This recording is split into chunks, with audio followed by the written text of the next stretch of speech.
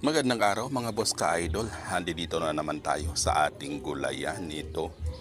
Ang ating gulayan, mangunguha na naman tayo ng kanyang bunga kasi meron siyang mga bunga. Sayang din naman mga ka-idol pag di natin kukunin at nang mapakinabangan. Ayan. Di bali ng palaging nag-uulam ng patola at masarap naman. Maraming may gusto po sa ganitong klaseng patola. Ang tawag namin dito ay kabatiti mga boss ka-idol. Bali, ito po yung ating pipitasin na kanyang bunga. Ito mga boss. Kukunin natin. Then, hayun pa.